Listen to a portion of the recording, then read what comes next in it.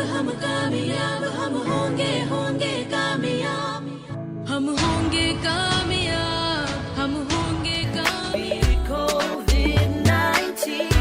AIR Varanasi presents कोविड-19 special programme. श्रोताओं नमस्कार, मैं हूं ध्वनि मित्र पांडुरंग पुराणिक और हमारे साथ इस समय टेलीफोन के माध्यम से जुड़े हैं आयुर्वेद के विशेषज्ञ चिकित्सा अधिकारी डॉक्टर श्याम सुंदर पांडे। नमस्कार। नमस्कार डॉक्टर श्याम सुंदर पांडे जी, कोरोना की तीसरी संभावित लहर के बारे में चर्चा चल रही है। संभावना व्यक्त की जा रही है कि इस तीसरी लहर में शायद बच्चे ज्यादा प्रभावित हो सकते हैं।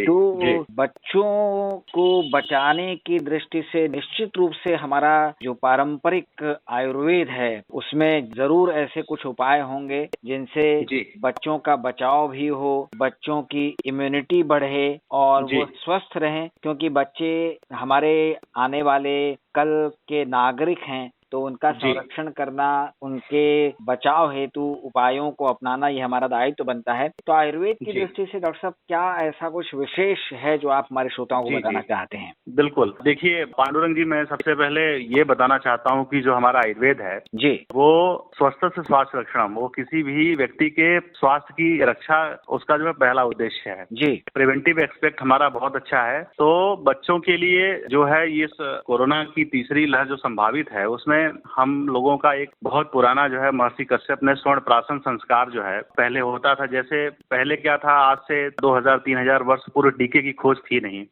तो बच्चों की इम्यून सिस्टम को बढ़ाने के लिए, उनके रोग प्रतिरोधक क्षमता को बढ़ाने के लिए महर्षि कश्यप ने इस स्वर्ण प्राशन संस्कार को जो है बहुत इसका विस्तृत वर्णन किया है। और इसमें उन्होंने बताया था कि अगर बच्चों को एक निश्चित मात्रा में स्वर्ण, मधु, घृत, वचा, ब्राह्मी, अश्वगंधा, इन सभी का अगर योग बना करके दिया जाए तो उनकी रोग प्रतिरोधक क्षमता काफी बढ़ती है। और ऐसा हमें देखने में भी मिलता है, हम अपनी प्रैक्टिस में भी देखते हैं कि जिन बच्चों का स्वर्ण प्राशन संस्कार होता है उनमें जो सीजनल सर्दी है, जुकाम है, बुखार है और जो छोटे मोटे इन्फेक्शन है वो नहीं होते हैं। और बच्चों का स्वर्ण प्राशन संस्कार के विषय में एक चीज मैं और बता दूं कि ये मुख्य रूप से प्रिवेंटिव एस्पेक्ट में अगर होता है तो इसको पुष्य नक्षत्र में कहते हैं, जो महीने में एक तिथि कोई आती है पुष्य नक्षत्र की। जी संभावित, बिल्कुल, क्योंकि कुल 27 नक्षत्र होते हैं और वो चक्र चलता रहता है, एक बार महीने में पुष्य नक्षत्र आता है। जी। तो ये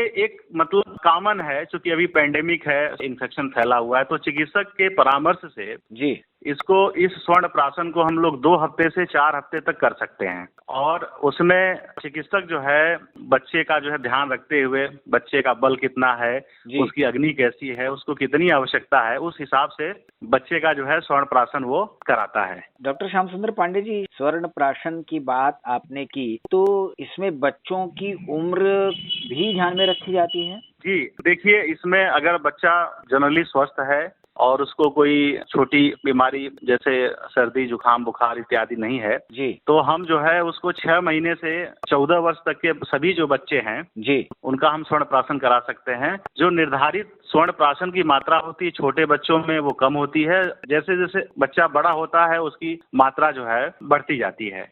मैं जो है अपने श्रोताओं को एक बहुत रोचक जानकारी अभी दे दूं। आज से लगभग 1-1.5 साल पहले जो है देवरिया और इधर जो गोरखपुर का बेल्ट है वहाँ बच्चों में एक बीमारी मेनिंजाइटिस जो है काफी जो है कॉमन था। हाँ, उसमें काफी बच्चे मर जाते थे। तो उसमें KGMU और हमारे उत्तर प्रदेश सरकार का जो आयुष मंत्रालय है, इन दोनों लोगों ने कंबाइंड मुहिम चलाया और वहाँ पे बहुत सारे बच्चों का स्वर्ण प्राशन किया गया। और जिन जिन बच्चों को स्वर्ण प्राशन दिया गया था उनमें इन्फेक्शन बिल्कुल नहीं हुआ। और हाँ, इसी तरीके की एक रिपोर्ट जो है PGI लखनऊ से भी कुछ दिन पहले आई थी, जिसमें ये देखा गया कि जिन बच्चों का स्वर्ण प्राशन संस्कार कराया जाता है उन बच्चों में हमारे बॉडी में 2 तरीके की लिम्फोसाइट होती हैं जो हमारी इम्यूनिटी को बढ़ाती हैं। एक T लिम्फोसाइट, दूसरा B लिम्फोसाइट।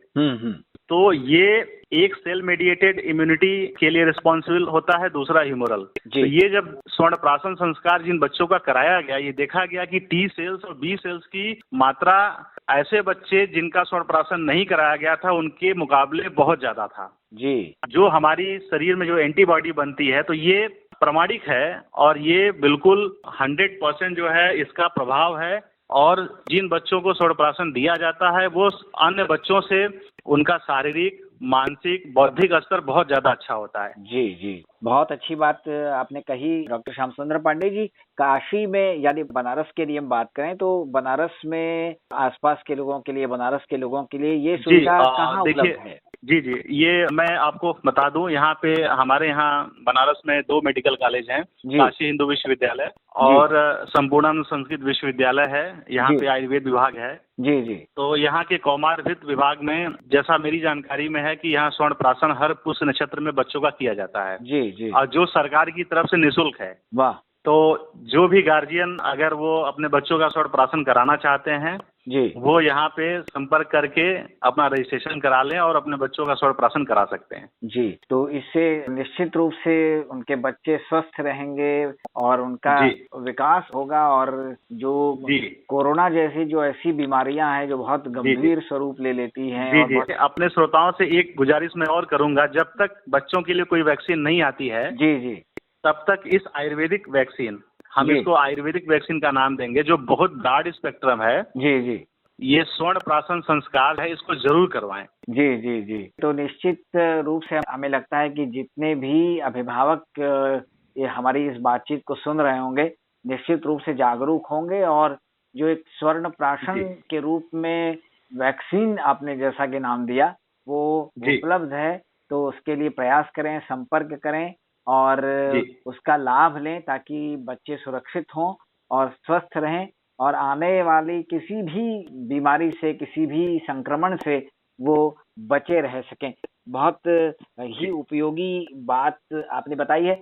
इसके अलावा बच्चों को स्वस्थ रखने की दृष्टि से किस तरह का आहार उनको विशेष कर देना चाहिए ताकि वो स्वस्थ रहें और उनको पोषण भी भरपूर मिले? बिल्कुल। मैं एक चीज और अपने श्रोताओं से शेयर करना चाहता हूँ जी, कि जो बच्चे होते हैं, बच्चे ये कल के भविष्य हैं। तो बच्चों का जो विकास होता है, उस विकास के समय में अगर उनको पोषक तत्वों की कमी हो जाती है तो उनका मानसिक स्तर, बौद्धिक स्तर या शारीरिक जो बल होता है, अगर उसकी कमी हो जाती है तो बच्चा संपूर्ण रूप से विकसित नहीं हो पाता। तो गार्जियन को ये जरूर चाहिए कि बच्चे का जो आहार है और इस तरीके की चीजें हैं उसको डॉक्टर से परामर्श लेकर के बच्चों के पोषण में कोई कमी नहीं रखनी चाहिए। बच्चों को विशेष तौर से जैसे उनको जो सुपाच्य है, गाय का दूध अगर है तो वो एक संपूर्ण आहार है। उसके साथ बच्चों को जो सीजनल फल है, केला है, मौसम्मी है, संतरा है, ये सब दे सकते हैं। साथ ही उनको मीठी दलिया बना के आप दे सकते हैं। ड्राई फ्रूट में बच्चों को बादाम घिस के शहद के साथ मिला करके दिया जा सकता है। मखाना होता है, मखाने को रोस्ट करके जो छोटे बच्चे हैं जो खा सकते हैं उनको आप दे सकते हैं। और तमाम तरीके के पारंपरिक व्यंजन हैं जो हमारे घर में बनते हैं, जैसे दाल है, चावल है, उसको भी उनको महीन पीस करके, स्मैश करके दिया जा सकता है। बहुत ही अच्छी, बड़ी उपयोगी बातचीत हुई। निश्चित रूप से इन सब बातों पर हमें गौर करना चाहिए और अपने बच्चों की सुरक्षा की दृष्टि से इनको अपनाना भी चाहिए। हमारे साथ टेलीफोन के माध्यम से श्रोताओं जुड़े थे आयुर्वेद के विशेषज्ञ और चिकित्साधिकारी डॉक्टर श्याम सुंदर पांडे। अब हम डॉक्टर साहब को ढेर सारा धन्यवाद दे देते हैं। ध्वनि मित्र पांडुरंग पुराणिक को अब दीजिए अनुमति। नमस्कार।